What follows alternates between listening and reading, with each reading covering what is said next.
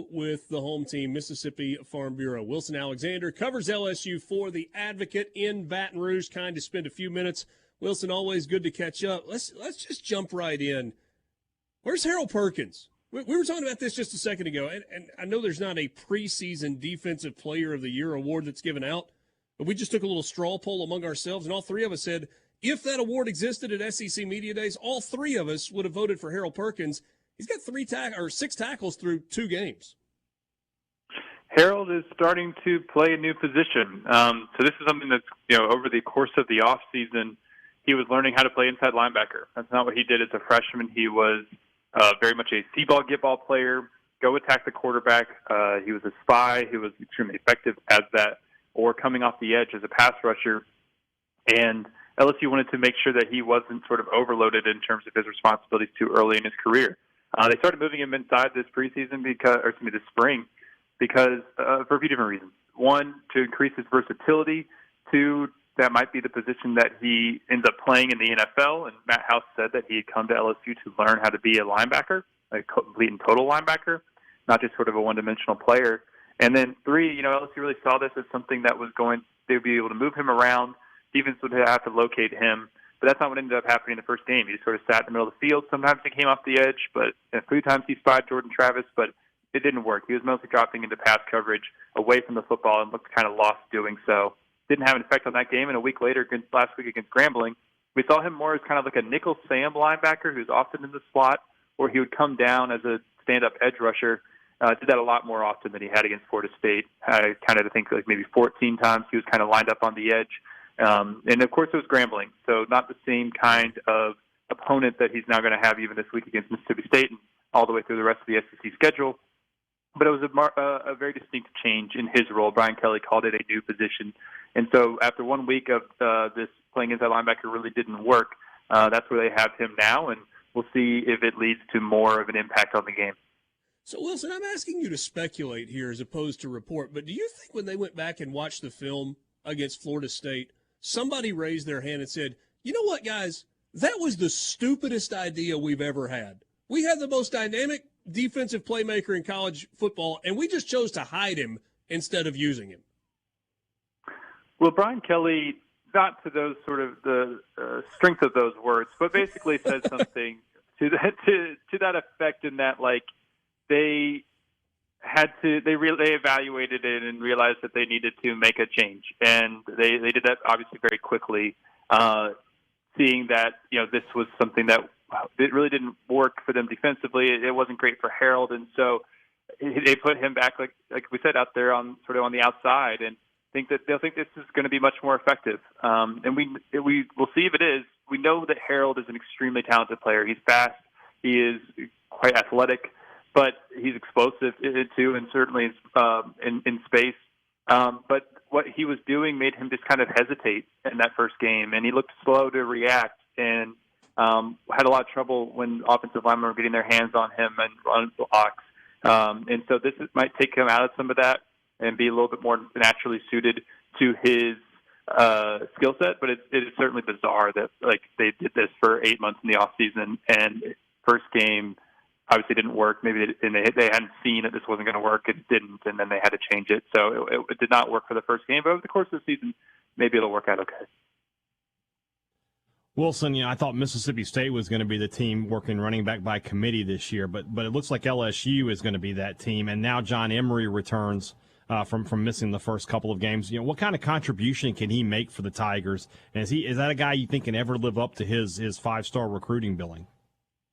In terms of live up to the 5-star recruit, probably not. He's a fifth-year senior at this point who just has not put it all together and had, even close to a 1,000-yard season, which is kind of what you would have expected as a 5-star, was to come in, be that kind of instant impact player, be explosive, game in and game out. And, he was one of the, if not one of the top running backs in the country in his class, and it just hasn't panned out that way for a variety of reasons.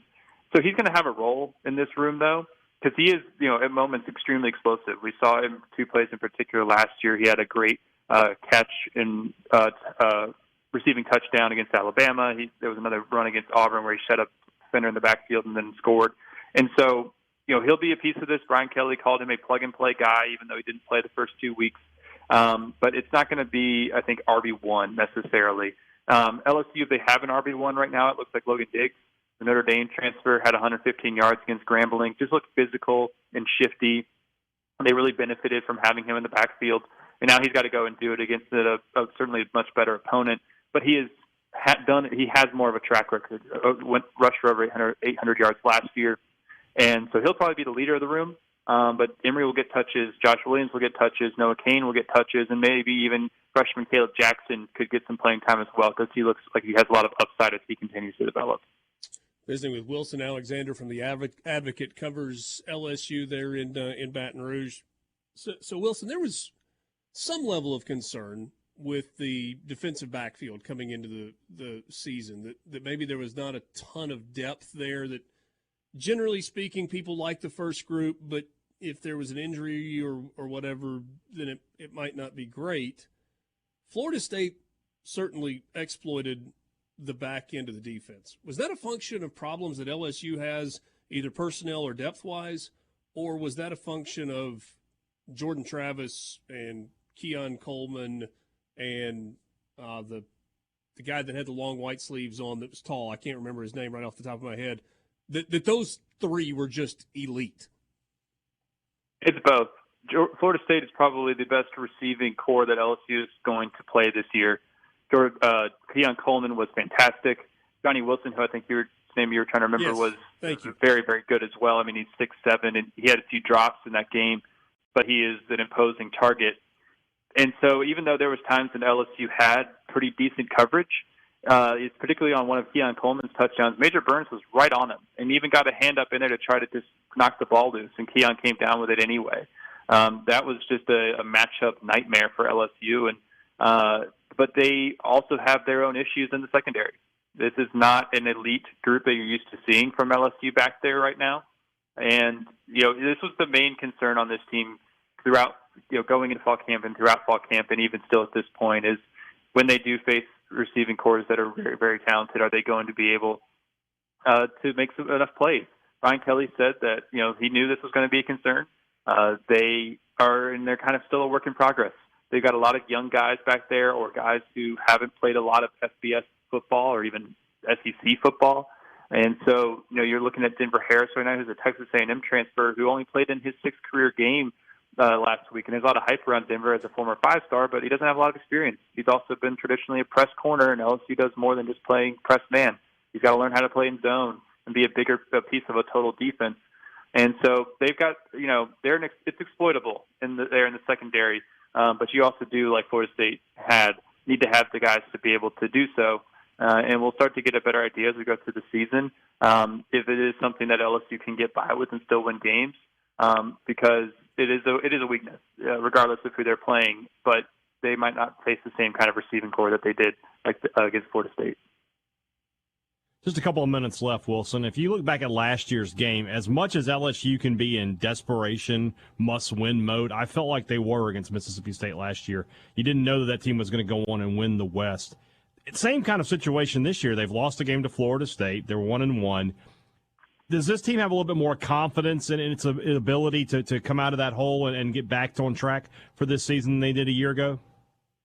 It does. This is a team that, like you said, won the West last year, and that's sort of helped to kind of change their outlook on what this season could be. And they still feel like Logan Diggs said this post-game on Saturday, that as they go into the SEC schedule, if they play well, then they can prove to everyone that they are the team a lot of people thought they were going into the year, a team that can win double-digit games. And in their minds, at least, even can compete for a spot in the college football playoff. Are they that team? They got to go and prove it as they are. There's still certainly a lot of question marks. They're still up in the air. But they feel still like a very confident bunch, and they are a talented bunch, but they've got to be able to get better, especially on the defensive side of the ball. Brian Kelly feels ultimately like this is a team that, as long as it plays with energy, can be very talented and kind of reach that ceiling for itself, but it's got to be able to go out and do that, and it did not in the second half against Florida State. Wilson, great stuff as always. You're always kind with your time to come on and visit with us on the show. Hope you have safe travels this weekend, and look forward to visiting with you soon.